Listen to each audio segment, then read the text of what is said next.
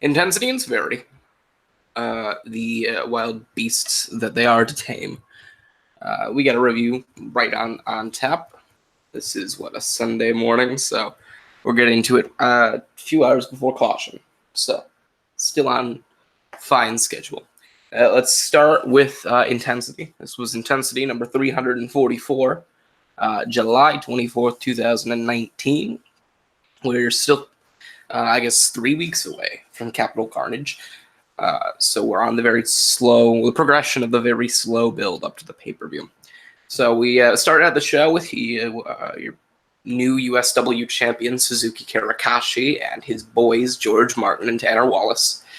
Kirakashi just kind of simply says that he is standing in the middle of the ring as USW champion, therefore making him something that no one ever thought he would be, which was the face of Ultimate Showcase Wrestling.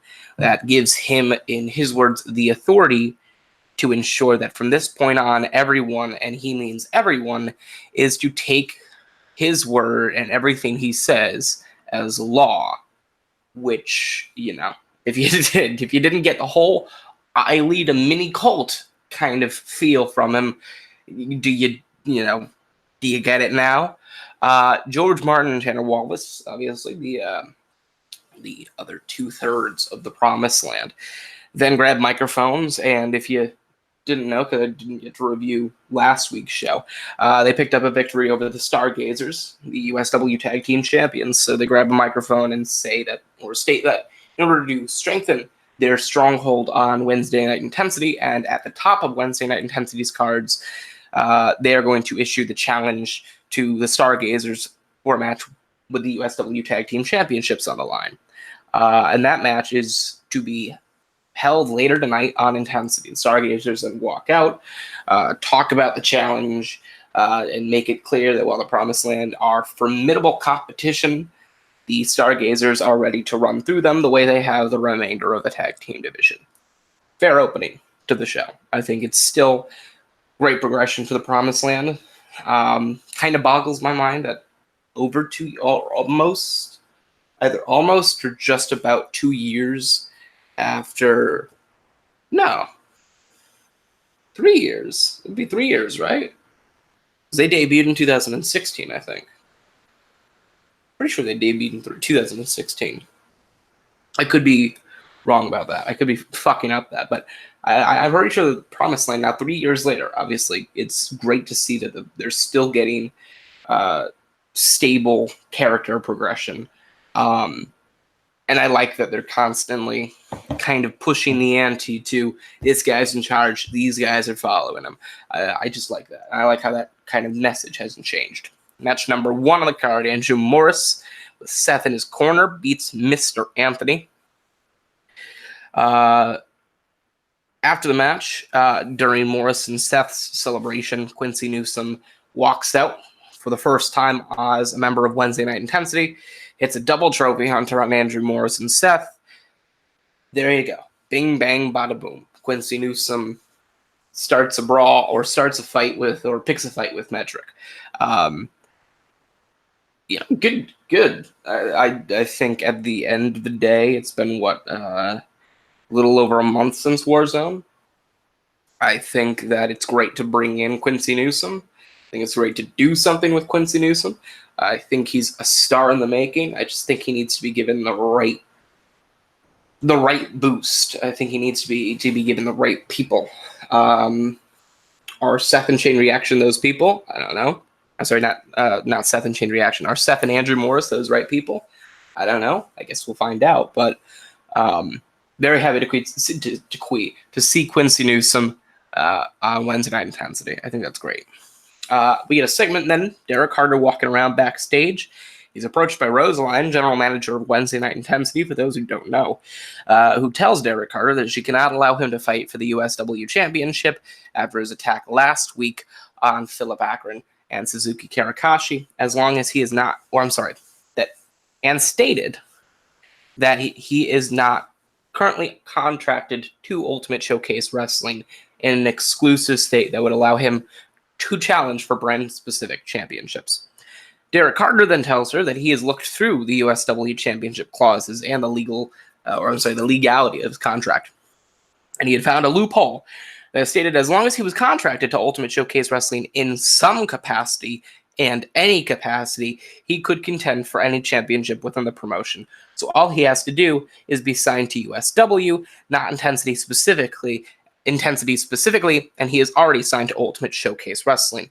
So the way that, for those of you that don't know, this is not how contracts work in regular day-to-day operations in real life with USW, but on screen, because of the brand extension and because both shows are given two very different identities. Severity is very much the workhorse wrestling heavy show, and Intensity is very much the flagship show. It's got a central focus on wrestling, but it's got more entertainment aspects to it in a way. There's more theatrics. The way that contracts are explained in kayfabe are that you've got two contracts that you sign to in order to perform. One is to perform under Ultimate Showcase Wrestling banners, and the other is to wrestle under the specific show banners. So for people like me, I would be signed to Ultimate Showcase Wrestling and Wednesday Night Intensity, right? But I wouldn't be able to perform legally on Friday Night Severity. That would be a breach of contract. So that legality forces people to abide by the rules, because no one's above the law, even in wrestling kayfabe-wise. And the company's always done a great job at upholding that, but that's how contracts are explained in the universe of Ultimate Showcase Wrestling. So the legality would be that the USW Championship being a championship only fought for by Wednesday Night Intensity performers, not by Friday Night Severity performers. In order to contend for that brand-specific title, a title that only Intensity members can compete for, you have to then be a Wednesday Night Intensity member. How you do that is by being signed to both USW and Intensity. However, Derek Carter, whose last contract, and the way that they did this was perfect, the way that his contract works was that the last time he signed his extension, 5-year deal, was before the brand extension came into play. So he signed an Intensity exclusive contract, but the USW contract behind it didn't have that legality clause in it. So while USW contracts nowadays, right, in the show-wise, are here's how you have to do it, and this is how you're mandated by your brand, or by the brand you compete on, here is also your brand contract. Derek Carter signing 5 years ago, signing 4 years ago, I believe, was 2015, which was before the brand split. So his original USW contract, he signed his Intensity contract on top of it, but the USW contract behind the Intensity contract doesn't have all of those brand-specific clauses in it, which I thought was perfect. I think it's a great piece of the story that Derek Carter is not only not a member of either brand. For those of you that don't know, perhaps don't watch the product as much, it's because the original contract he signed to fight for the World Heavyweight Championship was that if he were to walk out of Call of Greatness with the World Heavyweight title, he would become an exclusive member of Friday Night Severity. He did win the World Heavyweight title, but he didn't walk out of Call of Greatness with the title because of Herm Astley's utilization of the Key and Case contract. So he became a free agent in a sense because he wasn't a member of Severity, but he did win the world title, so he was no longer allowed to be contracted under Wednesday Night Intensity. So he's not under any brand, and they're both fighting for his services. So Derek Carter just kind of lays it into her and says that as long as he cares to, he will do whatever he wants, whenever he wants, and wherever he wants, which I thought was great. It's this smug arrogance, the fact that he's constantly going back and forth, meeting with Intensity management, meeting with Severity management, and using this to his advantage, I think is perfect. I think it's great. Very happy with how that works into the story. Second match on the card, Promised Land with USW champion Suzuki Karakashi beat USW Tag Team Champions, the Stargazers. Now,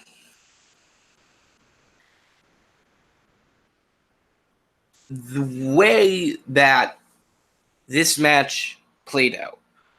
I don't exactly know how to kind of phrase it, but the Promised Land jumped the Stargazers before the match. That's pretty well understood, obviously, to get the upper hand.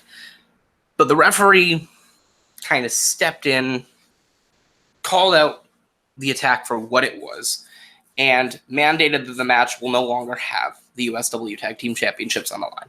Which, you know what? Fair enough. You want your champions to be the best you have to offer. Giving the title or allowing there to be ways to give the title to somebody that does not deserve it, and all they really need to do is punch somebody in the balls or knock them out in order to get a title that they do not deserve. You kind of have to have those protections in place, and they're rarely used, but they were used in this case. So the tag team championship match the tag team titles were taken off the plate, so it became a non-title match. Afterwards, after the Promised Land beat the Stargazers, as Rank Hills and Benny Franklin rushed into the ring and started attacking the Stargazers, before George Martin and Tanner Wallace laid out Hills and Franklin, leaving the Promised Land as the single remaining tag team in the middle of the ring. Now, the reason for this is because of the feud currently embroiled between as Rank Hills and Benny Franklin and the Stargazers, but, nevertheless, it seemed like a very heelish sort of thing to do. One way or another, Promised Land, stand tall. Very confusing segment, I'll be honest with you. You get an interview that Nathan Greenway with Red Belt champion Otis Crane about his match later tonight against Zach Hardy with the Red Belt title on the line. Crane states that tonight, not only is Zach Hardy going to lose once again, but he's going to be sent back to the mid-cards with no clear way out this time. Fair enough. Match number 3, Her Equinox defeats this local enhancement talent. Afterwards, a very easy match. Her Equinox picks up a microphone, calls out USW Women's Champion Alicia Sinclair, who proceeds to walk down to the ring. As Sinclair is walking down to the ring, Haley Osser attacks her from behind and runs her off of the side of the ramp. Equinox then proceeds to get out of the ring and shove Haley Osser, who then shoves Her Equinox back until Her Equinox hits Haley Osser with a huge elbow to the face and hits her with a new finishing maneuver called the Procession, which is essentially a standing missile drop kick, or a standing drop kick to the face. Equinox then heads to the top of the stage before leaping off and hitting a senton bomb onto Alicia Sinclair off of the entrance ramp. So,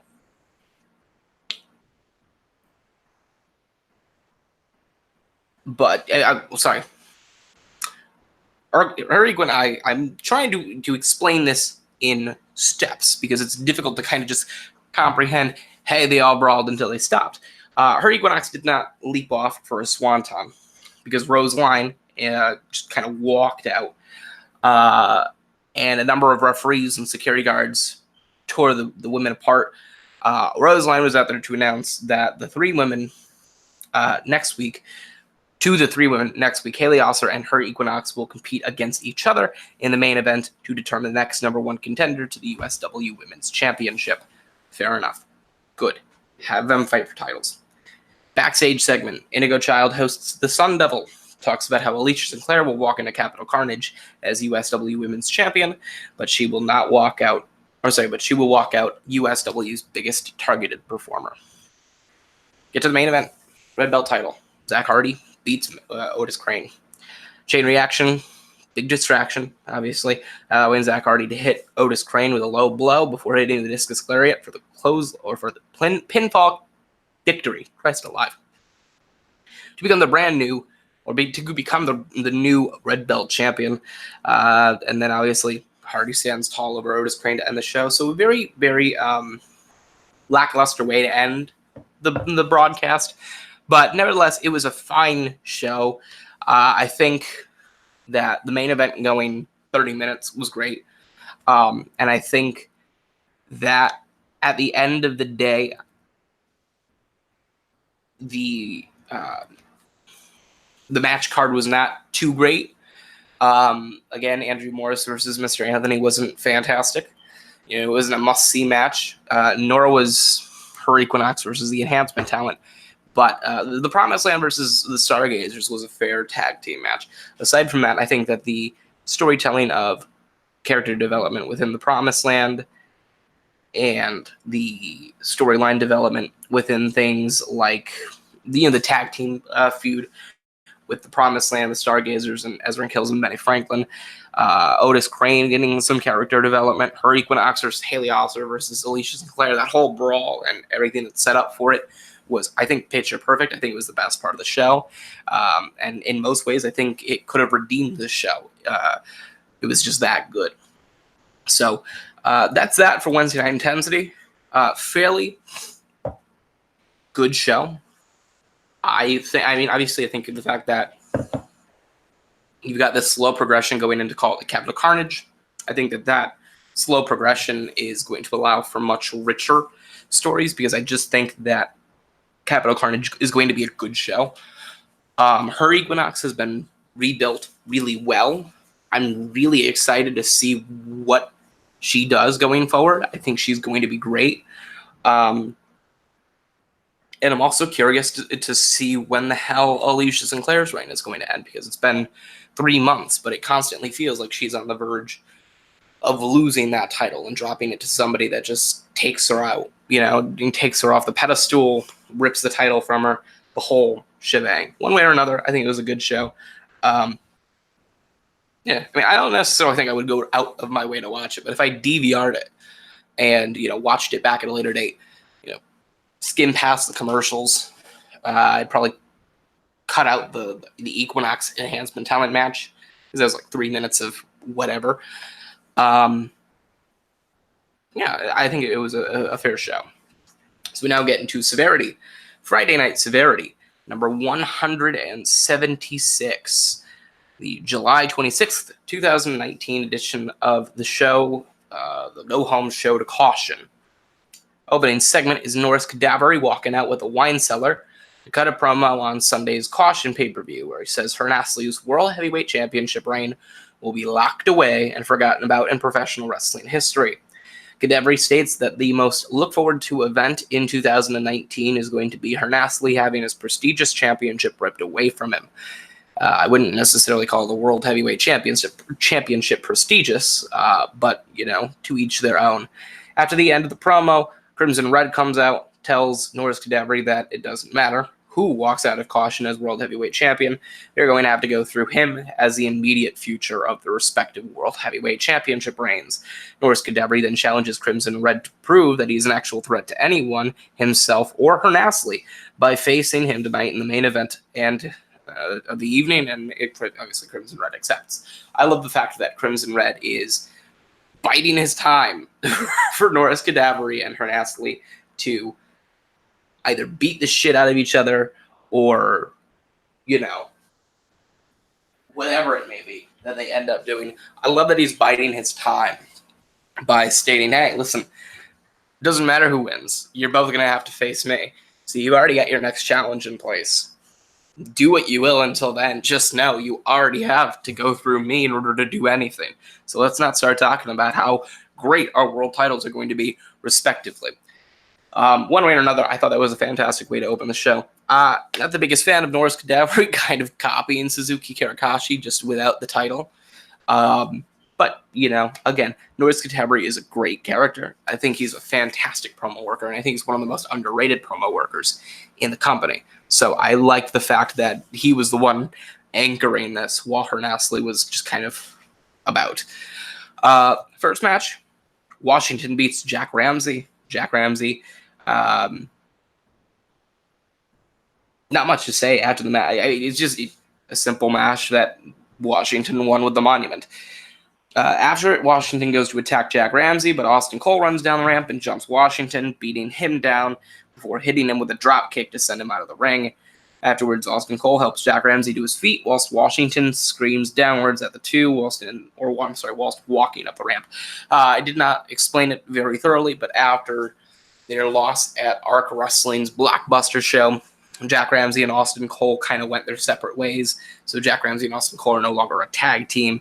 They're now in singles competition, but they're both very much on good terms. So they kind of walked they split up to do their own thing, and it was a mutual split, which I think is great. You don't need tag teams constantly beating the shit out of each other and turning on each other just to end a tag team. That isn't necessary all the time. Very glad that someone took notice of that. But nevertheless, I love the fact that they're still there for each other because they're both tag team wrestlers in a singles match landscape. They've both been eating pins and taking losses because they're tag team wrestlers in an environment completely new to them.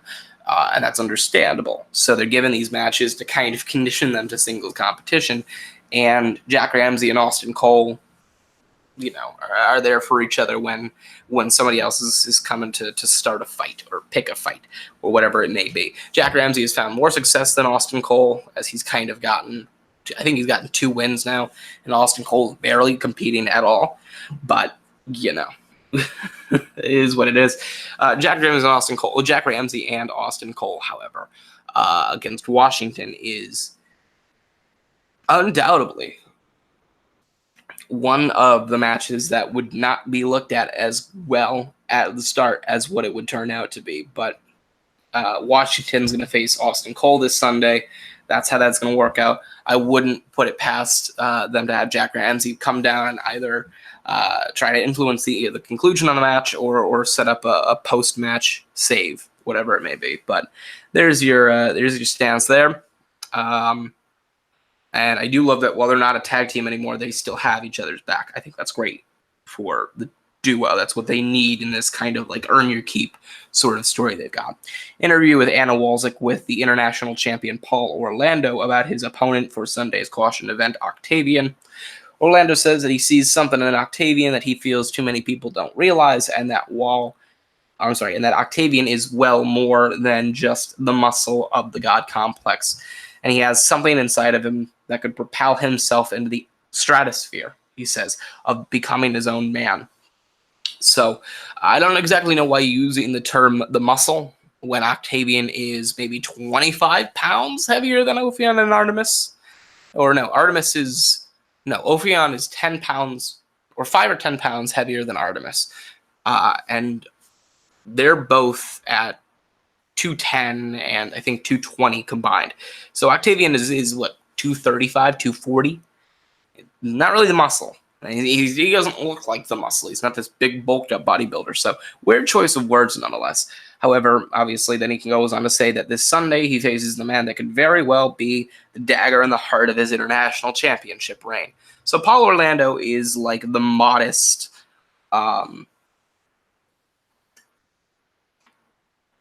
in touch with reality champion. He knows that he's not untouchable.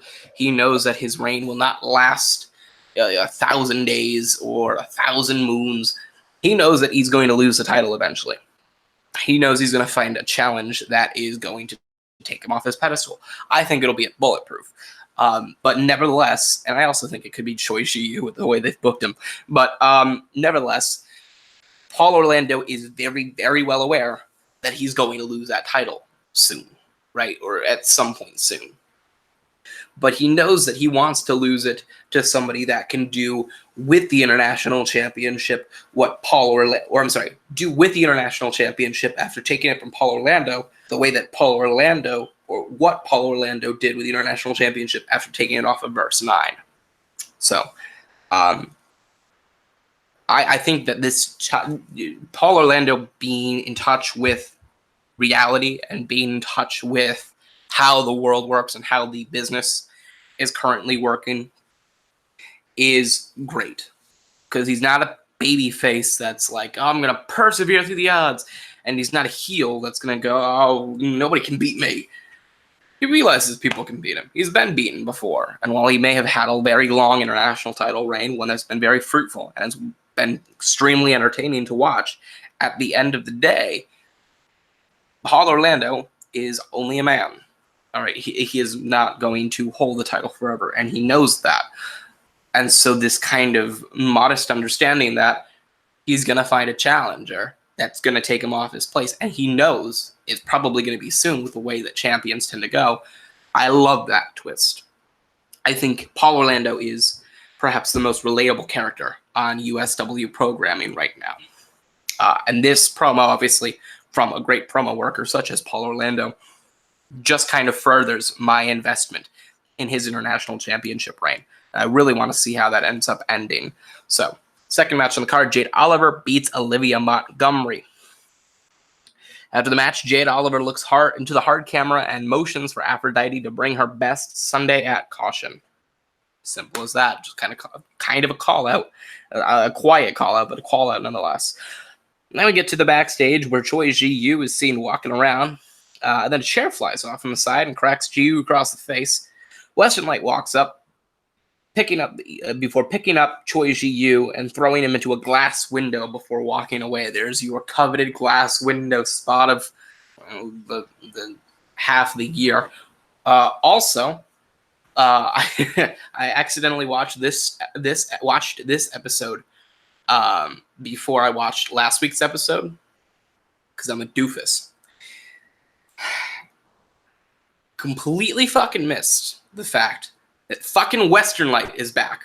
So, if you're like me, you had absolutely 100% confusion of what Western Light, what the hell, because I didn't expect that. But it was very, very confusing to see. But hey, we're getting Western Light versus Choi Ji-Yu, which I think it's Choi Ji-Yu, or it may be just Ji Choi, but Choi Ji-Yu, Christ love. Choi Ji-Yu versus Western Light. Western Light's apparently playing the heel character, which I think he is much better suited for. But we're getting that at Caution, which is great. So glad I watched the episodes out of order because I popped. I had a bigger pop for Western Light in this capacity than I would have any other. So third match on the card. Oppositionals with AJ Cornell defeat the Golden Manifesto World Tag Team Champions via submission, of course. So obviously you've got the Oppositionals with a win over the World Tag Team Champions. That is going to play out huge going forward. And I don't exactly know what this is going to do for the Golden Manifesto when it comes, or in regards to what happens this Sunday at Caution when they go up against Chris Sanders and Drew Akron, who I guess have been brought back. I don't know, but it doesn't seem like they're contracted. So we'll see how that plays out. We go backstage. Martin Reese is shown in his back office before he's approached by Kyle Reese Sr., who tells Martin Reese that while he is proud of the show that he's been putting together, the Severity shows have seen fewer viewership numbers than Wednesday Night Intensity, effectively placing it firmly in second place and giving the Intensity brand the right to call Severity the B Show, the second show. Reese Sr. then proceeds to wish Martin Reese luck before walking away and leaving him to continue his job. Very ominous way of telling your son good luck. I get it's business, but for Christ's sakes, Martin Reese ended up producing a show that kicked Intensity's ass directly out of the gate. Give the fucking dude some respect. If he can operate that kind of show, this is just a simple rough patch, and every fucking thing goes through it. You get the fourth match, your main event of the evening. You got Horace Cadabry with the Wine Cellar beating Crimson Red. So obviously it just ends with Crimson Red countering the Champagne Savior, and then Crimson Red is tripped up on the top rope later in the match by Zach Arden, or not later in the match, but a few moments later. Before Cadabry hits Crimson Red in the back of the head with Champagne Savior for the pinfall victory. Afterwards, Hernasli rushes out and beats down both men before Crimson Red ducks Hernasli's high knee and hits Hernasli with the Red Wedding, laying out both competitors, Hernasli and Horace Cadabry, in the World Heavyweight, laying out both competitors in the World Heavyweight Championship main event this Sunday, Horace Cadabry and Hernasli respectively, to just end the show. I thought that this episode of Severity was a lackluster go-home show. I don't think it did anything for me in regards to me wanting to buy the show, the fact that they have these bundle packages for pay-per-views now is great, because I got Caution and Retaliation the same price at the same time. But hold on.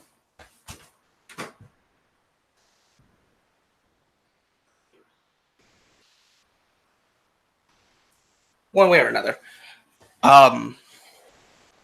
if I were to be paying for Caution, or if I was somebody trying to decide whether or not I wanted to buy Caution and watch Caution, this show would be the show that would put me firmly in the decision of buying it or not buying it. And I'm not exactly sure that this show made me want to buy Caution, watch Caution. I will, because I already own Caution, and I already rented the pay-per-view. But one way or another, for any other fan trying to decide whether or not they want to buy the pay-per-view, this doesn't necessarily do anything for them. One way or another, those are my thoughts on Intensity and Severity. I do firmly believe that with the fact that the Go Home show underperformed, I think Intensity won the battle this week. But that's just my opinion, and it's a matter of opinion. So in the comments down below and anywhere else on my social media, you can find me on Twitter at ZACHARYSERRA. You can tweet me what you thought of the shows, how you felt about them, and what you or who you think won, and if you're excited for Caution this Sunday.